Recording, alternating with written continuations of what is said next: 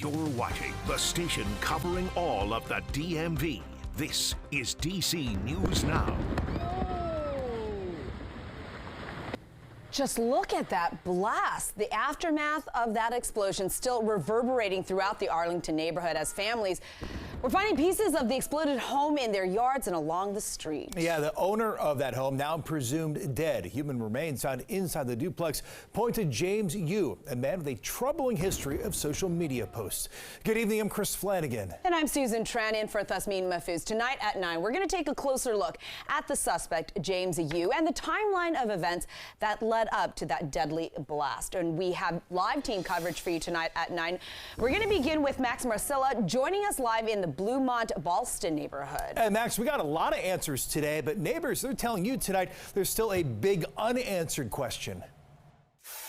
Yeah, they still don't know exactly what caused the explosion. That's something that investigators are still working to figure out at this hour, as the first full day of the investigation, the questions, the curiosity, and of course the road closures continue in this neighborhood.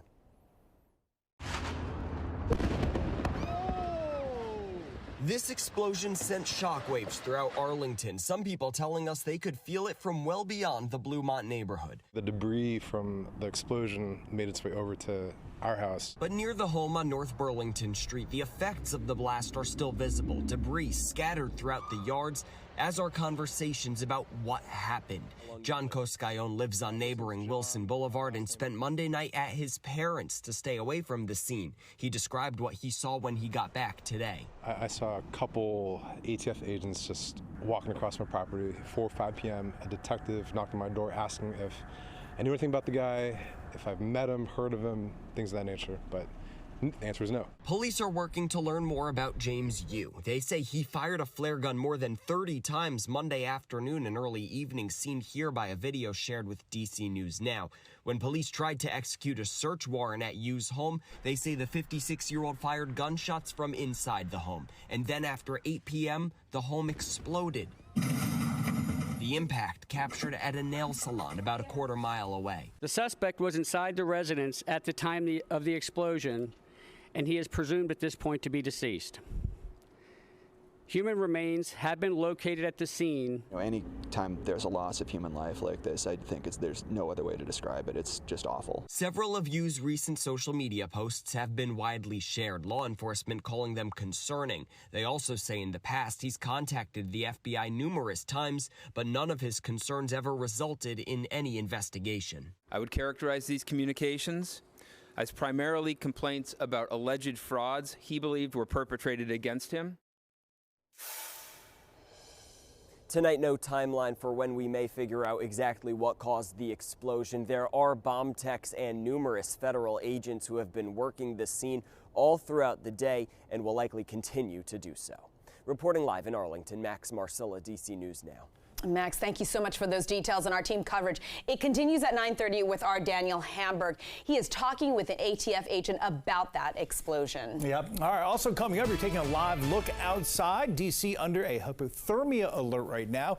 Emergency officials say to avoid being outside too long and also bundle up with extra layers if you do indeed need to go outside. So good advice there because it's chilly out. We head over to our chief meteorologist, Janessa Webb. And Janessa, we've got to get all of our layers on right now. Yeah, it's going to be a long winter. They're going to continue to issue those hypothermia alerts. Anytime the temperature goes below 35 or 32 degrees, that will be issued. So all winter long, the rest of fall, expect that to happen. The major concern tonight is winter weather advisories farther out towards Kaiser and Cumberland, the Mountain State region, kind of really going through it at this hour. Here's a live look at our current radar. The bulk of this moisture now transitioning into rain out towards Montgomery County, into Brunswick, Germantown as well. A little bit of moisture trying to filter across northern Virginia, but this is on the light to scattered side. Here's the heavy duty stuff. It's finally seeing a temperature profile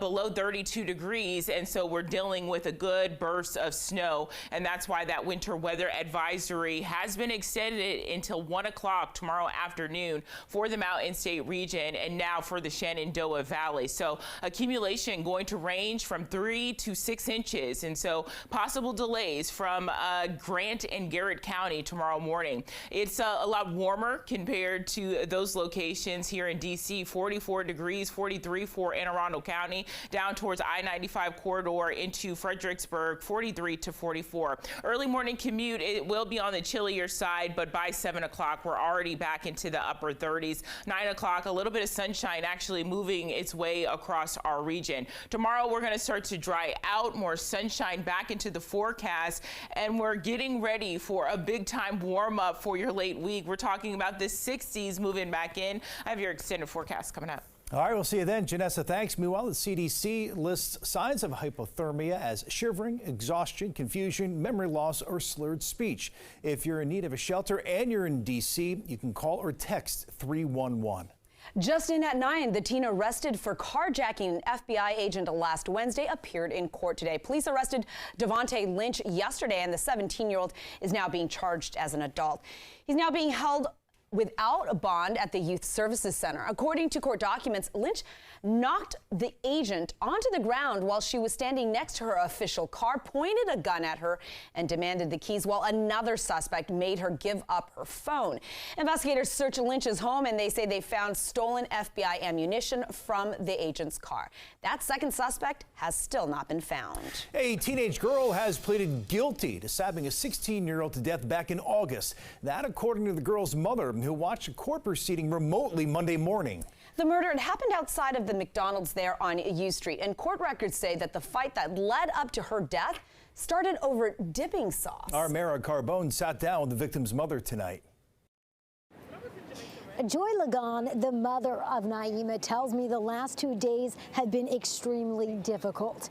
Now, she has mixed feelings about the plea, but she says that the outcome of all of this, it doesn't feel like justice for her daughter. It's the dimples for me. Every day, Joy Lagan finds a way to remember her daughter, Naima. My brother and I both have Naima's ashes in a small cremation bracelet that we both wear, so I keep her close. But she wishes she didn't have to, and that her 16-year-old was still here. It just didn't feel fair. And that's the feeling Joy had Monday as she watched another teenager admit to killing Naima, taking a plea deal for manslaughter that at most could send the teen away until she's 21. It feels like a punch in the gut. Naima was fatally stabbed outside this McDonald's on 14th Street in August. Court records show Naima was with a group of friends. They stopped to eat when Joy says the defendant and another girl started fighting over sweet and sour sauce, a fact that Joy says has sensationalized her daughter's death. I don't want her death politicized, and I don't want her death minimized to a packet of sweet and sour sauce. Naima was not instigating a fight. She was breaking up a fight. And that's when Joy says video shown in court showed the defendant stab Naima. She and her family wanted to see the case go to trial and feel the potential punishment isn't fitting. These young people know that even if they commit a crime or do something, they're not going to spend anything past their 21st birthdays. Naima's uncle would like to see the laws change. While the family waits for that to happen, they'll continue to remember Naima for who she was. She was the life of the party, had a great sense of humor. And the sentencing for that teenager is set for January 3rd.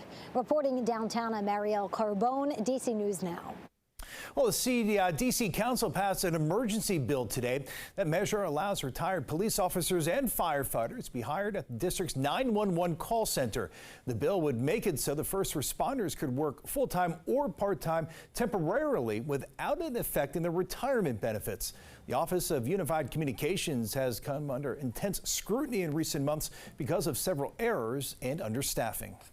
Developing now, the search continues for a missing man from Maryland. It's been nearly 2 weeks since a 25-year-old veteran and father of two was last seen in Charles County. Just last week, his car was found underwater in the creek in Indian Head, Maryland, but police still have not found him. Our Marisa Say sat down with his wife, who is pleading for help to help bring him home safely. I'm in a nightmare. I'm stuck in a nightmare because, you don't know if he's okay. Kayla Lehung is trying to keep her hopes up since her husband, 25-year-old Jamel Lehung, went missing almost 2 weeks ago. Once I woke up around 9, 10 a.m., I started to worry. Nobody had seen him. Nobody talked to him. I tried calling his phone. His phone was dead. And That is completely not like him. So at that point, I started freaking out. Just 2 days after he went missing, the Charles County Sheriff's Office found his car underwater at the Mattawoman Creek, but still no Lee Hung. This is literally something I feel like you only see in the movie. That was like the most heartbreaking thing. His wife says Lee Hung left an establishment near Bryan's Road on November 25th. He was last seen trying to return to their home at the Indian Head Naval Base around 2 a.m. We had no luck with that. Between 2 a.m. and past that, we don't know where he could have went. The veteran is a father of 2. His disappearance has left his kids with questions. He finally broke down and was like, where's my daddy? Can they find my daddy? And, that has been the hardest thing for me. And it's taking a toll on the family, including his mother. We really just want him to come home. The holidays just don't feel like the holidays without hearing his voice. We're just all trying to keep our spirits high about this whole situation. And we're praying that, somehow, some way he is out there. If anyone has any information, you're asked to call the Charles County Sheriff's Department. Reporting in Charles County, I'm Yammer Sasay, DC News Now.